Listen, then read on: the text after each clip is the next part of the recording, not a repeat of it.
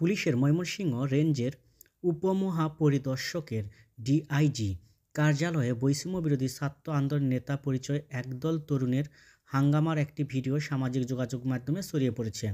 Police জানিয়েছে, বৈষম্যবিরোধী ছাত্র আন্দোলনের নাম ব্যবহার করে ওই তরুণেরা শিক্ষার্থী হত্যা মামলার আসামিকে ছাড়াতে চাপ সৃষ্টি করেছে।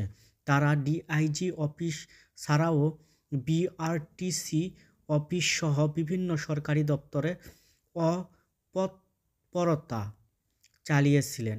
ভাইরাল হওয়া ভিডিওটি 6 মিনিট 57 সেকেন্ডের। খোঁজ নিয়ে জানা যায়, ঘটনাটি ছিল গত 28 ডিসেম্বর দুপুরের।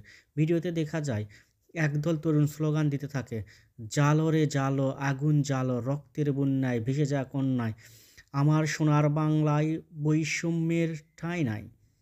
15 থেকে 20 জনের একটি দল দায়িত্বরত পুলিশ সদস্যদের ধাক্কা দিয়ে হুড়মুড়িয়ে ময়মনসিংহ রেঞ্জ ডিআইজি আশরাফুল রহমানের কক্ষে প্রবেশ করে। ভিডিওতে ডিআইজিকে উদ্দেশ্য করে ওই শিক্ষার্থীদের বলতে শোনা যায়, বৈষম্য বিরোধী আন্দোলন ময়মনসিংহ নিহত রেদওয়ান হোসেন সাগর হত্যার মামলায় আসামিরা কেন ঘুরে বেড়াচ্ছে?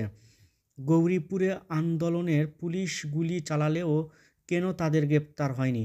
আপনি ডিআইজি প্রতি সপ্তাহে স্টেশন লিভ নিয়ে নিজের উপজেলায় গিয়ে নির্বাচনী কার্যক্রম করেন।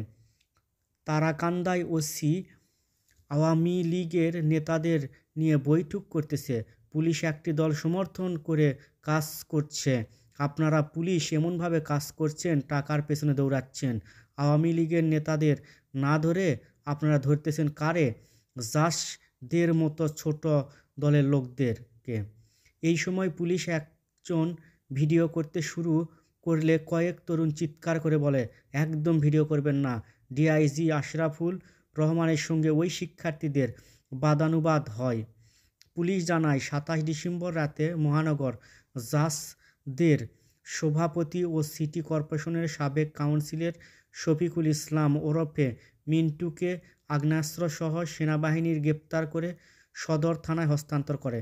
19 জুলাই নগরের মিন্টু কলেজ এলাকায় বৈষম্যবিরোধী ছাত্র আন্দোলনের কলেজ ছাত্র রেদওয়ান হোসেন সাগর নিহত হয়। এই ঘটনায় 3টি হত্যা মামলা হয়।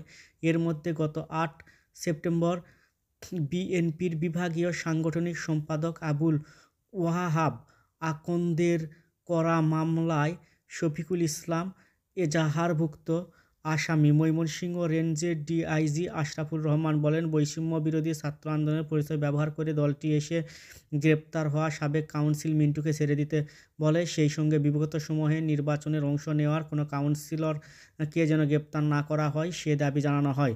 ছাত্ররা যে আচরণ নিয়ে আমার কার্যালয়ে আসে তা অগ্রহণযোগ্য ও অনাকাঙ্ক্ষিত এবং বৈষম্য বিরোধী ছাত্র আন্দোলনের চেতনা বিরোধী। যে ঘটনাটি ঘটেছে বিষয়টি আমাদের ঊর্ধ্বতন মহলকে জানানো হয়েছে। আমরা বিষয়গুলো দেখছি এবং এই ঘটনায় আইনি ব্যবস্থা অবশ্যই নেওয়া হবে। ডিআইজি আশরাফুল আরও বলেন, ভবিষ্যতে সরকারকে ফেল করানোর জন্য ছাত্রদের ব্যবহার করে স্বার্থান্বেষী মহল যেন এ ধরনের কাজ না করতে পারে। আমার কার্যালয়ে ঘটনার পর সরকারি বিভিন্ন দপ্তর থেকে খবর পাচ্ছি, এই গ্রুপে বিভিন্ন অফিসে ঘুরছে, সরকারি কাজে বাধা দেয় এবং অন্য অনৈতিক বিষয়ও রয়েছে। বিষয়গুলো আমরা তদন্ত করছি। বিষয়গুলো নিয়ে কেউ মামলা দিলে আইনি ব্যবস্থা নেওয়া হবে। বৈষম্য বিরোধী আন্দোলনের ব্যানারে যারা চাঁদাবাজি করে তাদের ছাড় দেওয়া হবে না। পুলিশ সূত্রে জানা গেছে, ডিআইজি অফিসে যাওয়া দলটিতে নেতৃত্ব দেন সাহেবে রাকাত ও আল নূর আয়েশা। আল নূর আয়েশা আন্দোলনের সমন্বয়ক পরিচয় দেন। কোতোয়ালি মডেল থানা ভারপ্রাপ্ত কর্মকর্তা ওসি মোহাম্মদ শফিকুল ইসলাম খান বলেন, এর আগে 27 ডিসেম্বর রাতে শফিকুল ইসলাম গ্রেপ্তারের পর কোতোয়ালি থানায় গিয়ে তদবির চালান সাহেবে রাকাত ও আনোয়ার হোসেন মঞ্জু নামে বৈষম্য বিরোধী আন্দোলনের সমন্বয়কের পরিচয় দেওয়া আরেক তরুণ।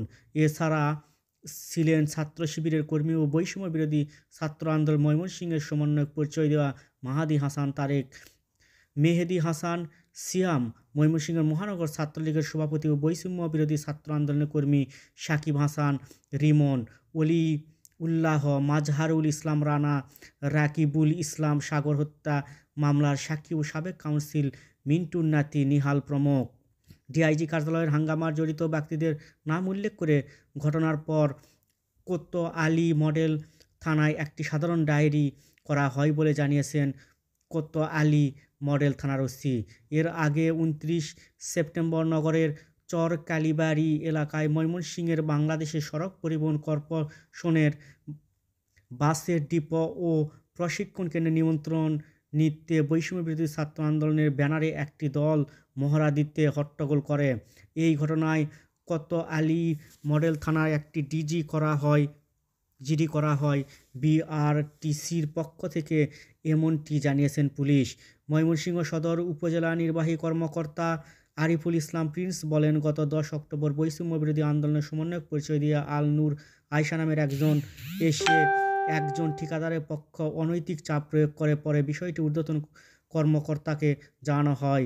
এই সব বিষয়ে বক্তব্য জানতে চাইলে আনোয়ার হোসেন মঞ্জু বলেন, সাবেক কাউন্সিলরকে গ্রেপ্তারের পর তার বিরুদ্ধে কোনো মামলা আছে কি না সে বিষয়ে থানায় জানতে গিয়েছিলাম, অহেতুক যেন কেউ হয়রানির শিকার না হয়, সেটি ছিল আমাদের কথা। তিনি আরও বলেন, আমার নাম ভাঙিয়ে অনেকে তদবির করছে, বিভিন্ন অফিসে সুবিধা নেওয়ার চেষ্টা করছে, যে বিষয়গুলো আমার অজানা। আমার নাম ভাঙিয়ে কেউ সুবিধা নিতে গেলে তার বিরুদ্ধে প্রচলিত আইন অনুযায়ী ব্যবস্থা নেওয়ার জন্য বলছি প্রশাসনকে। ডিআইজি অফিসে যে কাজ হয়েছে তা সমর্থনযোগ্য নয়। যদি কেউ অপরাধ করে তার দায়ভার তাকেই নিতে হবে। শিক্ষার্থী সায়েবে রাকাতের মুঠোফোন করা হলেও বন্ধ পাওয়া যায়। বৈষম্যবিরোধী আন্দোলনের ময়মনসিংহের সমন্বয়ক পরিচয় দেওয়া আল নূর আয়শা প্রথম আলোকে বলেন, ময়মনসিংহ আন্দোলনের শহীদ রেদওয়ান হোসেন সাগর হত্যার আসামিকে পুলিশ ধরছিল না। আমরা জানতে পারি পুলিশ আসামি ধরতে যাওয়ার আগেই মেসেজ দিয়ে দেয় তারা যাচ্ছে, আসামিরা যেন সরে যায়। আন্দোলনের পুলিশ গুলি করলেও একজন পুলিশকে গ্রেপ্তার করা হয়নি। শুধু আওয়ামী লীগের দোসররাই ছিল না, এখানে পুলিশও ছিল। কেউ তাদের আইনের আওতায় আনা হচ্ছে না। এইসব বিষয় নিয়েই ডিআইজির কাছে যাওয়া হয়।